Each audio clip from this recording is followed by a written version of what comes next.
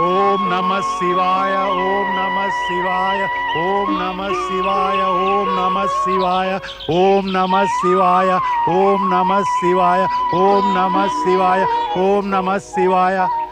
గౌతమ మహర్షి అహల్య తపస్సు ఫలించింది. జలకొండం వెలిసిందిగా. ఇక జలాభావం ఉండబోదు. ఆయన సుగుణాలను పొగుడుతున్నారెందుకు స్వామి? జపతపాదులు మనం చేసినా జలాల ప్రాప్తి కలిగేదే. కాదు కాదు, గౌతమ మహర్షి మహా తపస్వి. ఆయన చేసిన తపస్సుకు ఫలితంగానే ఈ క్షేత్రంలో జలం లభిస్తోంది. గౌతమ మహర్షి మహిమను పొగుడుతూ కూర్చుంటే ఉన్న చోటనే ఉండిపోతారు సుమా. ఓం నమః శివాయ చెప్పడానికే సిగ్గు కలుగుతోంది. తమరి తపస్సు యజ్ఞ సాధన కూడా ప్రభావరహితాలే. వాటిలో ప్రభావం ఉండి ఉంటే జలకుండం శ్రేయస్సు తమకే కలిగేది, గౌతమ మహర్షికి కాదు. సరిగ్గా చెప్పావు. ఆ శ్రేయస్సంతా గౌతమునికి అహల్యకు ప్రాప్తించింది. ఇక వారిద్దరికి అహం పెరుగుతుంది. మనవింకా జలకుండపు జలం తాగడానికి సిగ్గుపడాలి. ఇవి నీ సంకీర్ణ భావాలే. నీవంటున్నది కేవలం తప్పు. అదేం తప్పు కాదు. వారిద్దరికీ ఎప్పటికీ అహం తగ్గదు. ఆ జలప్రాప్తి వారి తపోబలంతో కలిగిందని మనమంతా సదా సిగ్గుపడాలి. మన భర్తలకు తపోబలం ఏమీ లేదని తేలిపోయింది. ఇంతకు తపోబలంతో జలాన్ని సాధించగలిగిన భర్తలను పొందటానికి మనం నోచుకోలేదు. ఇక ఇప్పుడు విచారించి ఏం లాభం? పరిస్థితి తెలుసుకో. గౌతమ్ మహర్షి మహత్తుతో పోలిస్తే మనం ఏపాటి? అందువల్ల మనం ఇంకా ఎల్లకాలము అహల్యాదేవి ఎదుట తలెత్తుకోలేము. ఇక మనం ఇప్పుడు కూడా జలకుండం నుంచి జలం తీసుకునొస్తే అక్కడ అహల్య ఉండనే ఉంటుంది. గర్వంతో నిక్కుతూ మనమంతా తలవాల్చుకుని మౌనంగా జలం తెచ్చుకుని తిరిగి రావాల్సిందే కదా. ఇలా మనం ఋషిపత్నులే పుట్టడం కన్నా పశుపక్ష్యాదులే పుట్టి ఉంటే బాగుండేదేమో. మనం పుట్టకుండా ఉంటేనే మరీ బాగుండేదేమో. ఎంతకాలం ఇలా అదృష్టాన్ని తిట్టుకుంటూ ఉంటాం? పదండి, నీళ్లు తెచ్చుకుందాం.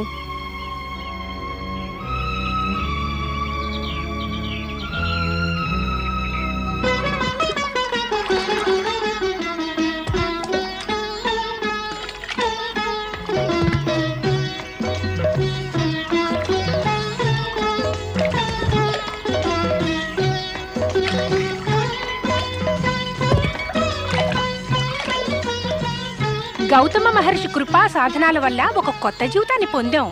మన కుటుంబాలు ఆయన వల్లనే సురక్షితంగా ఉండగలుగుతున్నాయి. ఆయన ఉపకారాన్ని మనం ఎప్పుడూ మర్చిపోలేము. మన రాబోయే తరాలు కూడా ఆయన ఉపకారాన్ని మర్చిపోలేవు. గౌతమ మహర్షులకు ఋషిపత్ని అహల్యకు. అమ్మలారా, కాస్త వేచి ఉండండి. ఈ ఆటవీకులు నీరు నింపుతున్నారు. ఆ పిమ్మట మీరు మీ పాత్రలు నింపుకోండి. అవును అమ్మలారా, వీరందరూ ఎప్పటినుంచో ఉన్నారు. వీరి పాత్రలు నిండగానే మీరు కూడా నింపుకోండి. అలాగే. మరే వారి పని మాకంటే ముందుగా జరగాలిగా. అలా చెప్పు. వీళ్ళకి ముందుగా నీరెందడం ముఖ్యం కదూ. గౌతమ మహర్షికి ఆయన భార్యకు గర్వం పెరిగిపోయింది. ఈ జలకుండానికి వీరే స్వాములు అధికారులునని. వీళ్ళ ఉద్దేశం ఈ జలకుండం తమ తపస్సు వలనే వెలిసిందని. లేదు లేదు, అలాంటి ఆలోచన మా మనసుకెప్పుడు తట్టనే లేదు. ఇతరుల మనస్సుల్లో లేని భావాలను అనవసరంగా ఊహించుకుంటూ మీ మనస్సును పాడు చేసుకోవడం వల్ల ఏం లాభం? వింటున్నావా? మన బుద్ధులన్నీ చెడ్డవేనట. అయ్యో, తన బుద్ధేమో చెడ్డది, తప్పంతా మనదినా? అయ్యో వదినా, పదవి వల్ల తల తిరిగిపోతుందిలే ఎవరికైనా. జలకుండానికి అధికారినయ్యిందిగా. అమ్మలారా, అదేమీ కానే కాదు. కాకపోవటం ఏమిటి ఋషివర్య? తమరు కూడా తమ భార్య అహల్యకు వంత పాడుతున్నారు. వంత పాడటం అనే ప్రశ్న ఎక్కడుంది? ఎక్కడా? ఇక్కడ. భర్త భార్య పక్షమే మాట్లాడతాడు. మాకు అక్కర్లేదు మీ కొండల్లోని జలం. మనసులోని కుటిలత్వము దోషాలు నీటిలో కలవక మారుతాయా? మాకిది చాలా అవమానం.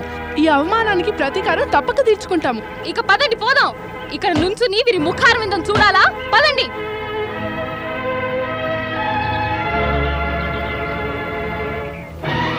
దేవి అహల్య, ఈ ఋషిపత్నులతో తగాద మంచిది కాదు. నేనేం చేశాను? కేవలం వేచి ఉండమన్నాను, అంతే. ఎంత గర్వం, ఎంత అతిశయం! మన అవమానానికి ప్రతీకారం తీర్చుకోవాలి. తీర్చుకోవాల్సిందే. మన భర్తల సమర్థులైతే ఇటువంటి పని జరిగేదా అని. ఏమైంది దేవి? మీరంతా నీటికే వెళ్ళారు. మీ జలపాత్రలు, కుండలు ఏవి? పగలగొట్టాం. వారి అతిశయము మా అవమానము రెండూ ఢీకొన్నాయి. చెప్పరాదు, ఏం జరిగింది? జరిగేదేముంది, అదే అహంకారం. అహల్యకు గౌతముడికి అహంకారం పెరిగింది. వారి యొక్క తపోబలం వల్లనే జలకుండం ఇక్కడ వెలిసిందని. గౌతమ్ మహర్షికి అహంకారం లేదే. నిజం చెప్పాలంటే మాత్రం జలకుండం వారి తపోబలం వల్లనే వెలిసింది. అంటే మేం చెప్తున్నది అసత్యం అంటారా? ఇంతకు మీకు కావాల్సిందేమిటి? ప్రతీకారం. ప్రతీకారం. ఎలాంటి ప్రతీకారం? మా అవమానానికే, మరేమిటి? కానీ మనం గౌతమ్ మహర్షిపై ప్రతీకారం ఎలా తీర్చుకోగలం? మా కోరిక ఏమంటే మీరంతా ఒక పెద్ద యజ్ఞాన్ని ఏర్పాటు చెయ్యాలి అని. ఎలాంటి యజ్ఞం? ఆ యజ్ఞం వల్ల వారి ఇరువురి యొక్క తపోబలము సర్వసిద్ధులు నాశనం కావాలి. వారి గర్వం పూర్తిగా నశించాలి. వారు కఠోర యాతనలకు లోనైపోయి కష్టాలు పడాలి. వద్దు వద్దు, అది అనుచితమైన పని. అయితే వారు కావించిన ప్రవర్తన ఉచితమంటారా? మరి ఏదైనా ఉపాయం ఆలోచించవలసిందే. కాదు, కేవలం ప్రతీకారమే. మళ్ళీ ఆలోచించండి. అందుకు అవసరమేం లేదు. అందరికీ స్పష్టంగా చెప్తున్నాను. వారిపై ప్రతీకారం తీర్చుకోవడంలో మీరంతా మాకు తోడ్పడకపోతే మేమీ ఆశ్రమాన్ని వదిలేసి ఎక్కడికో వెళ్ళిపోతాం. ఇక చేసేదేం లేదు. మనమంతా ఇంకా యజ్ఞదేవతని ప్రసన్నుని చేసుకోవడానికి మహాయజ్ఞాష్టి యజ్ఞం చేయవలసిందే. ఇక మనకి మిగిలిందల్లా ఈ ఉపాయమే. ఓం యజ్ఞదేవాయ స్వాహా. ఓం యజ్ఞదేవాయ స్వాహా. ఓం యజ్ఞదేవాయ స్వాహా. ఓం మహేజ్వాయ స్వాహా. ఓం మహేజ్వాయ స్వాహా. ఓం మహేజ్వాయ స్వాహా. ఓం వరాయ యజ్ఞపురుషాయ స్వాహా. ఓం వరాయ యజ్ఞపురుషాయ స్వాహా. ఓం వరాయ యజ్ఞపురుషాయ స్వాహా. ఓం వరాయ యజ్ఞపురుషాయ స్వాహా. ఓం వరాయ యజ్ఞపురుషాయ స్వాహా. ఓం వరాయ యజ్ఞపురుషాయ స్వాహా. ఓం వరాయ తేజస్వే స్వాహా. ఓం వరాయ యజ్ఞవంశాయ స్వాహా. ఓం వరాయ తేజసే స్వాహా.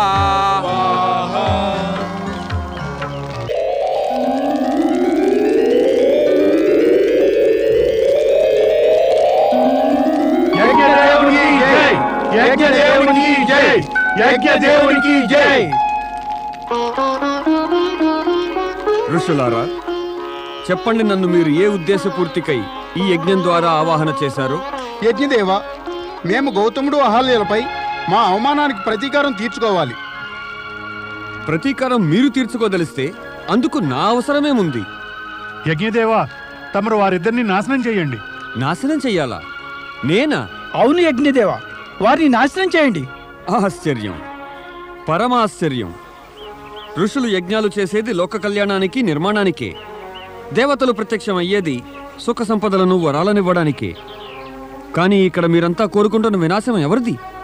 లోక కళ్యాణాన్ని కోరుతున్న వారిదే. ఇంకా ఈ వినాశ కార్యాన్నేమో నా చేత చేయిద్దామనా? ఇలా ఋషులు, దేవతలు సైతం వినాశ కార్యాలకై నడుము కట్టినట్లయితే ఇక అసురులకు, దైత్యులకు చేయడానికి మిగిలేదేముంటుంది? ఇలా సురాసురులు, ఋషివర్యులందరూ వినాశ కార్యాలకు ఒడిగడితే యావత్ ప్రపంచము నరకమే అయిపోదా? ఆవాహన చేశారు గనక నా చేత ఏదైనా లోక కళ్యాణ కార్యాన్ని చేయించుకోండి. వినాశ కార్యాలను ఎవరైనా పిలవకుండానే ఆపినా ఆగకుండా చేస్తారు గదా. వారికి అహంకారం పెరిగిపోయింది యజ్ఞదేవా. అహంకారాన్ని నాశనం చేయడం కూడా లోకహిత కార్యమే. వారికి అహం పెరిగిందని మీరే అంటున్నారు, నేను కాదు. మీరు నమ్మేదంతా నేను కూడా నమ్మనవసరం లేదు. నేను గౌతమ్ మహర్షికి హాని తలపెట్టను. తమరు దుర్భావనలను మర్చిపోయి ఏదైనా వరం కోరండి. అదే మీకు హితము, ఉచితము కూడా. యజ్ఞదేవా, మా ఆవాహనకు ప్రత్యక్షమైన మీరు మేము చేసిన యజ్ఞ ఫలాన్ని మాకు ఇవ్వక తప్పదు. అందుకే కదా నేనొచ్చినది. యజ్ఞఫల రూపంలో మేము గౌతముడు అహల్యుల వినాశనాన్నే కోరుతున్నాము. యజ్ఞఫలమనేది వినాశ రూపంలో ఎప్పుడూ లభించదు. భవిష్యత్తులో అలా జరగబోదు కూడా. వినాశం ఇలాంటి యజ్ఞం వంటి పవిత్రమైన మంగళప్రదమైన కార్యం వెనుక దాగదలిస్తే ఈ భూమిపై మృత్యువు ఇక దుర్భావననే గజ్జగట్టి దుఃఖము బాధలనే మృదంగంపై కరాల నృత్యం ఆరంభిస్తుంది. ఇప్పుడేం చేయాలి? యజ్ఞదేవుడు గౌతమునికి చేతుల హాని కలిగించరు, అయితే పరోక్షంగా చేయమందాం. అలాంటి యుక్తి ఏదో పన్నాలి. ఒక ఉపాయం ఉంది. ఏమిటది?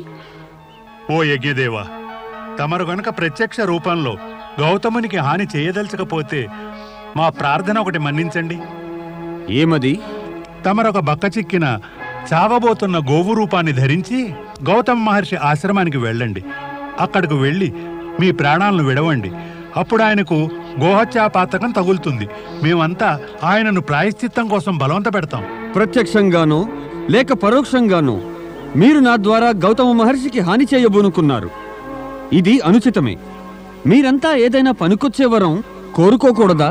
యజ్ఞదేవ, ప్రత్యక్షమైనాక తమరు మాకు యజ్ఞఫలాన్నివ్వక తప్పేది లేదు. యజ్ఞఫలం అనేది యాచకుల ఇచ్ఛానుసారమే ఇవ్వబడుతుంది. తమరు మా ప్రార్థన మన్నించక తప్పదు. ప్రత్యక్షమయ్యాను గనక ఫలాన్ని ఇవ్వక తప్పేది లేదు. నేను చనిపోయే గౌనవుతాను. ఇక చూడవలసిందే వారిద్దరి దుర్దశ ఎలా ఉంటుందో. గౌతముడు అహల్య ఇద్దరూ కళంకితులైపోతారు. కళంకం అంటే మృత్యువుకు సమానమే.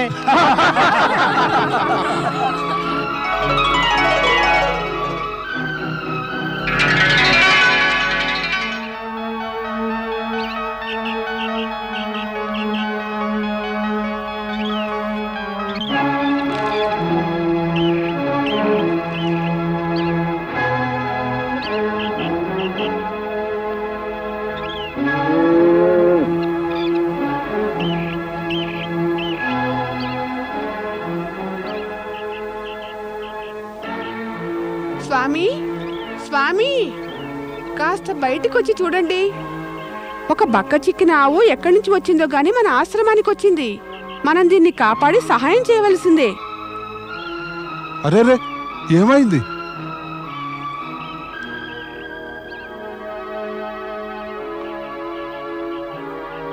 ఈ ఆవు మన ప్రాంతానికి కాదు. మరి ఎక్కడి నుంచి వచ్చింది? మరేదో ప్రాంతం నుంచి వచ్చింది. ఎందుకంటే మన ప్రాంతంలోని ఆవులన్నీ కూడా కరువు యొక్క ప్రభావం నుంచి బయటపడి హాయిగా తిరుగుతున్నాయి. కానీ ఈ గోవు మాత్రం రోగంతో బలహీనంగా ఉంది. అరేరేరే, ఇది పడుకుందే. అయ్యో స్వామి, దీని ప్రాణం పోయినట్టుంది. అయ్యో, ఎంత అనర్థం జరిగింది. ఇప్పుడు ఏం చెయ్యాలి? గోమాత, నేనేం అపరాధం చేశానని వచ్చి నా ప్రాంగణంలో ప్రాణాలు వదిలావు? అయ్యయ్యో, ఆవు చచ్చిపోయింది. ఆవు చచ్చిపోయిందా లేక దాని ప్రాణాలు తీశారా? ప్రాణాలు తీశారా? ఎవరు? ఇంకెవరున్నారు ఇక్కడ? దీని ప్రాణాలు ఎవరు తీస్తారు? ఏమిటి మీరు అంటున్నది? ఏదైనా అనే ముందు ఆలోచించి మరీ అనండి. మా ఆశ్రమంలో ఒక ఋషి చేత గోవధ జరగగలదా? జరిగింది, జరిగిపోయింది అంటే జరిగింది అన్నమాటే.